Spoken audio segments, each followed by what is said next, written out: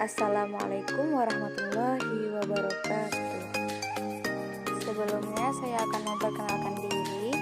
Nama saya Nur Adila, NIM 12010123723, Prodi Hukum Keluarga, kelas C, pada mata kuliah Pengantar Ilmu Hukum dengan dosen pengampu Bapak Ilham Akbar, SHI, SHMH. Baik, masuk dalam materi, saya akan menjelaskan tentang mazhab, teori, dan aliran hukum. Teori atau mazhab tentang hukum. Teori hukum hakikatnya adalah suatu keseluruhan pernyataan yang saling berkaitan berkenaan dengan sistem konseptual, aturan-aturan hukum, dan putusan-putusan hukum. Dan sistem tersebut untuk sebagian yang penting dipositifkan. Adapun teori-teorinya, yang pertama, teori hukum alam. Mazhab atau teori hukum alam telah ada sejak zaman Yunani kuno yang diajarkan antara lain oleh Aristoteles, yaitu membagi dua macam hukum antara lain. A. Hukum yang berlaku karena penetapan penguasa negara. B. Hukum yang tidak bergantung dari pandangan manusia tentang baik buruknya hukum yang asli.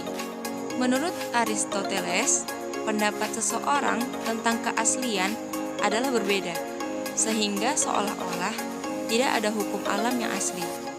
Namun demikian, keaslian suatu benda atau hal tidaklah bergantung pada waktu dan tempat, terkecuali dalam sesuatu hal tentulah ada syarat mutlak bahwa hukum alam itu berlaku di zaman apa saja dan di mana saja. Tetapi umumnya dalam kondisi biasa, hukum alam itu memang didapati di mana saja dan di zaman apa saja. Berhubungan dengan sifat keaslian yang selaras dengan kodrat alam, Thomas van Aquino berpendapat bahwa segala kejadian di alam ini diperintah dan dikemudikan oleh suatu undang-undang abadi atau lex eternal yang menjadi dasar kekuasaan dari semua peraturan-peraturan lainnya. Hukum alam tersebut menurut Thomas van Aquino memuat dua macam asas, yaitu yang pertama asas-asas umum atau principia prima, yaitu asas-asas yang sendirinya dimiliki oleh manusia yang berusia sejak lahir dan mutlak diterima. Yang kedua, asas-asas yang diturunkan dari asas umum atau principia secundaria, yaitu asas yang merupakan tafsiran prima yang dilakukan manusia.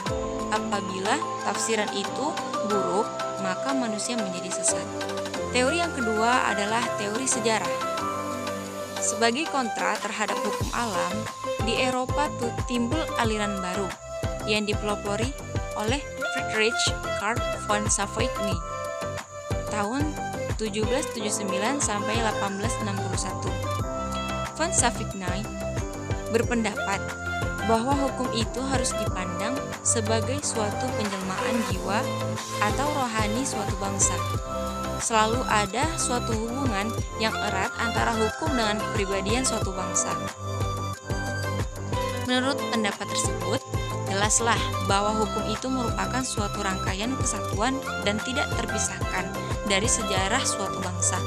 Dan karena itu, hukum senantiasa berubah-ubah menurut tempat dan waktu.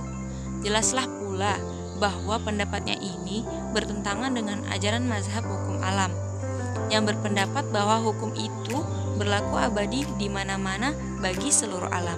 Teori yang ketiga adalah teori teokrasi. Teori ini mendasarkan kekuatan hukum atas kepercayaan pada Tuhan, diterima di dunia barat sampai zaman Renaissance. Perintah-perintah yang datang dari Tuhan itu dituliskan dalam kitab suci. Tinjauan mengenai hukum dikaitkan dengan kepercayaan dan agama, dan ajaran tentang legitimasi kekuasaan hukum didasarkan atas kepercayaan dan agama. Adapun teori-teori yang mendasarkan berlakunya hukum atas kehendak Tuhan Yang Maha Esa dinamakan teori ketuhanan atau teori teokrasi. Berhubungan peraturan perundangan itu ditetapkan penguasa negara, maka oleh penganjur teori teokrasi diajarkan bahwa para penguasa negara itu mendapat kuasa dari Tuhan, seolah-olah para raja dan penguasa lainnya merupakan wakil Tuhan. Teori yang keempat adalah teori kedaulatan rakyat. Pada zaman Renaissance, timbul teori yang mengajarkan bahwa dasar hukum itu adalah akal atau rasio manusia atau aliran rasionalisme ini, bahwa raja dan penguasa negara lainnya memperoleh kekuasaannya itu bukanlah dari Tuhan, tetapi dari rakyatnya. Pertimbangan daripada teori kedaulatan rakyat adalah yang pertama, raja yang seharusnya memerintah rakyat dengan adil, jujur dan baik hati sesuai dengan kehendak Tuhan, tetapi kenyataannya raja banyak yang bertindak sewenang-wenang. Yang kedua, apabila kedaulatan raja berasal dari Tuhan, tidak akan terjadi kekalahan raja satu atas raja lain. Pada abad pertengahan diajarkan bahwa kekuasaan raja itu berasal dari suatu perjanjian antara raja dengan rakyatnya yang menaklukkan dirinya kepada raja itu dengan syarat-syarat yang disebutkan dalam perjanjian itu. Kemudian setelah itu dalam abad ke-18, Jean-Jacques Rousseau memperkenalkan teorinya bahwa dasar terjadinya suatu negara adalah perjanjian masyarakat atau kontrak sosial yang diadakan oleh dan anggota masyarakat untuk mendirikan suatu negara. Teori yang kelima yaitu teori kedaulatan negara. Pada abad ke-19, teori perjanjian rakyat ditentang oleh teori yang mengatakan bahwa kekuasaan hukum tidak dapat didasarkan atas kemauan bersama seluruh anggota masyarakat. Hukum itu ditaati karena negaralah yang menghendakinya. Teori ini dinamakan teori kedaulatan negara, yang timbul pada abad memuncaknya ilmu-ilmu pengetahuan alam. Namun demikian, Hans Kelsen mengatakan bahwa orang taat kepada hukum bukan karena negara yang menghendakinya, tetapi orang taat kepada hukum karena ia merasa wajib mentaati sebagai perintah negara. Teori yang keenam yaitu teori kedaulatan hukum. Profesor Mr. R. Carribe dari Universitas Leiden menentang teori kedaulatan negara ini. Beliau mengajarkan bahwa sumber hukum ialah rasa keadilan. Menurutnya, hukum hanyalah apa yang memenuhi rasa keadilan dari orang terbanyak yang ditundukkan padanya. Suatu peraturan perundangan yang tidak sesuai dengan rasa keadilan dari jumlah terbanyak orang tidak dapat mengikat. Hukum itu ada karena anggota masyarakat mempunyai perasaan bagaimana seharusnya hukum itu. Hanyalah kaidah yang timbul dari perasaan hukum anggota sesuatu masyarakat mempunyai kewibawaan atau kekuasaan. Teori ini yang timbul pada abad ke-20 dinamakan teori kedaulatan hukum. Teori yang ketujuh adalah teori atau azas keseimbangan.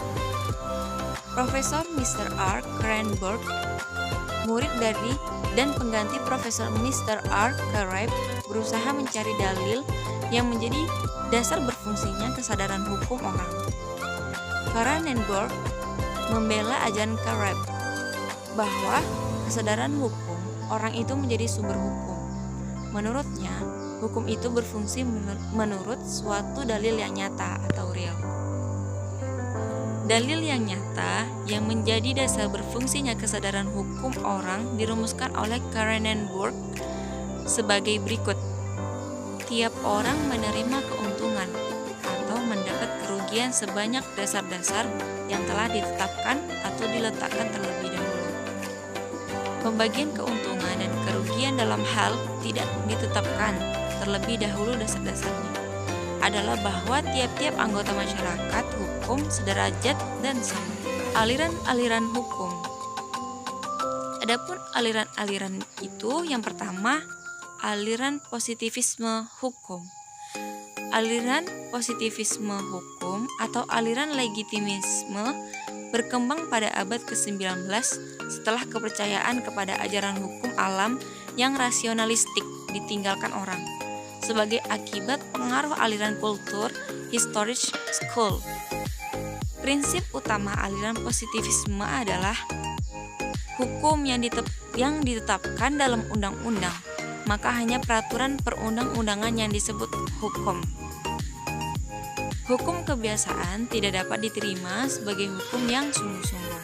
Dengan demikian, aliran legitimisme sangat mengagungkan hukum tertulis dan beranggapan tidak ada norma hukum di luar hukum positif. Semua persoalan dalam masyarakat diatur dengan hukum tertulis. Ajaran positivisme telah melahirkan teori sistem, yaitu teori yang menyatakan bahwa hukum adalah suatu state cell dari aturan yang saling berkaitan satu sama lain secara piramida dan norma-norma yang terbentuk secara hierarkis. Ajaran positivisme juga memperkuat aliran legisme, yaitu suatu ajaran yang menyatakan tidak ada hukum di luar undang-undang. Undang-undang menjadi sumber hukum satu-satunya. Undang-undang dan hukum diidentikan. Aliran yang kedua adalah aliran hukum murni. Menurut asal-usulnya, aliran hukum murni merupakan pemberontakan terhadap ilmu hukum ideologi yang hanya mengembangkan hukum sebagai alat pemerintahan negara-negara totaliter.